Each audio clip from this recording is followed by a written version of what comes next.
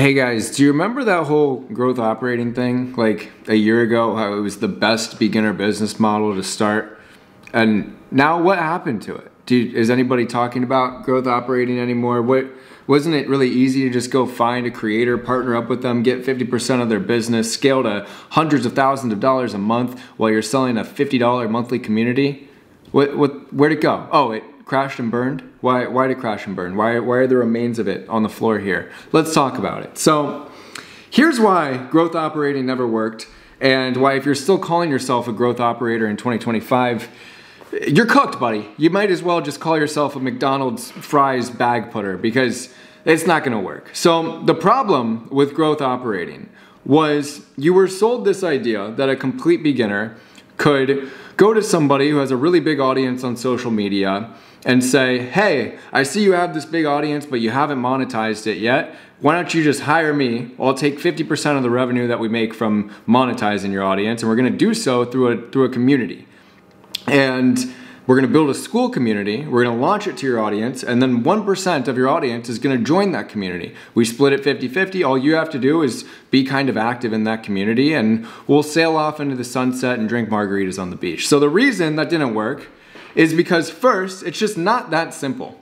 To make hundreds of thousands of dollars selling information or access, you have to build a lot of trust with an audience. It can't just be a random fucking creator with tens of thousands or hundreds of thousands of followers. For example, over the last 6 months, I've gotten tens of millions of views on short form content, but most of my content has been comedy, it's been skits, it's been making fun of women in Miami. If I were trying to sell my audience a community based on that content alone, nobody would in it because it's gimmicky. I'm not providing any real value, it's just entertainment. So everybody was sold this idea that you could just go take somebody who has a random big audience and monetize it and then make a ton of money, and that wasn't gonna work. And then the ones that are actually in a good situation, meaning the creators who were making educational content, let's say they were talking about real estate, and they have an audience of people that want to start investing in real estate, why would you charge $50 or $100 a month? It's just absolutely brain dead to think, oh, we're just gonna get tons and tons of people into this little school community, and it's just gonna compound and compound, and it's gonna get to 50, 100, even 500K a month. It simply does not work that way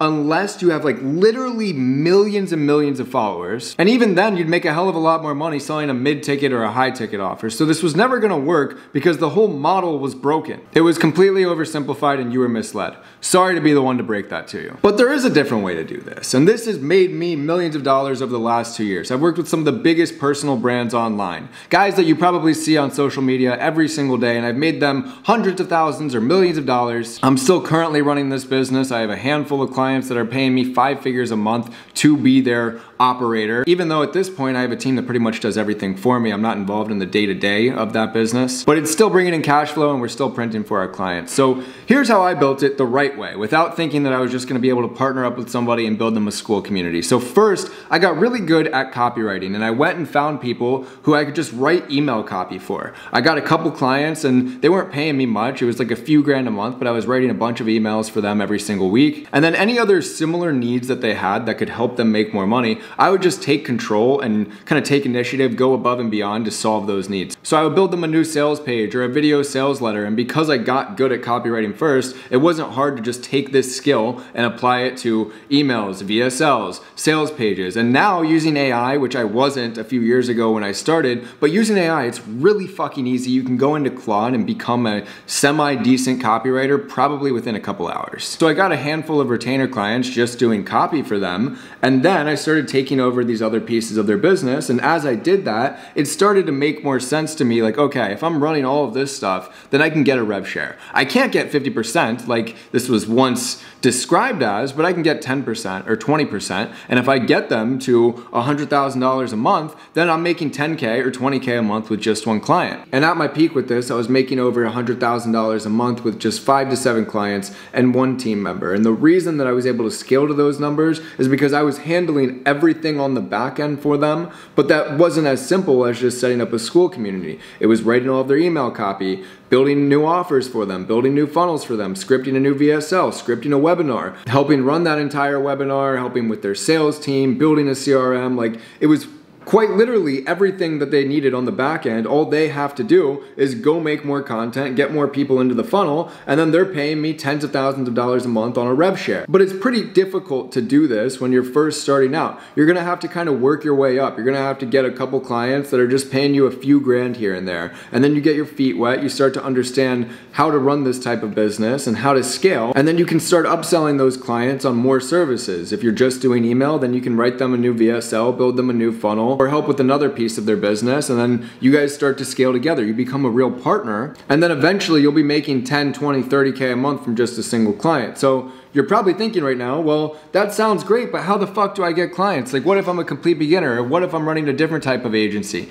Getting clients in the info product space is really fucking easy because everybody is retarded. And I mean this in the kindest way possible, but I get pitches all the time and all of them are absolutely horrible. And it's because people are just lazy. Instead of taking the time to dig through my funnel and see what I could potentially need help with, you're just spamming outreach. You're just like, hey bro, I can write emails for you. I'm like, fuck off, I'm way better than you. Why would I hire you to write my emails? And most other online coaches are probably thinking the same thing. So instead, take the time to look through their funnel, see their VSL, see if they have a good sales process, see if they're sending emails consistently, what's their offer, are they running a webinar, how are they selling the offer? Just go through everything, and you have to find gaps and problems inside of their sales process, which is actually quite simple, but I can show you how to do it more in depth in my coaching program, Artisan Lab. You can go to the description to check that out. But once you identify those potential bottlenecks, you'd make a loom or you'd make a document showing them, hey, this is what you can do to make more money. You can use these types of emails, you need this type of funnel, I wrote you some sample emails, or I built you a mock-up funnel. You're just giving value up front. You're showing them that you're competent and that you know what you're talking about, because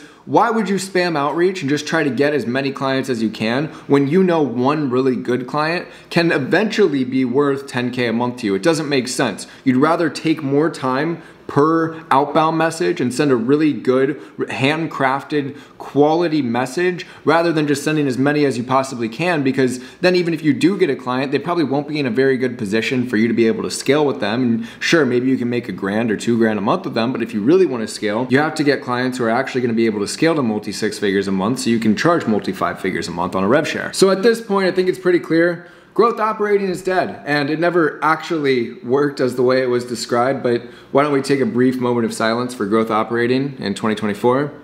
All right.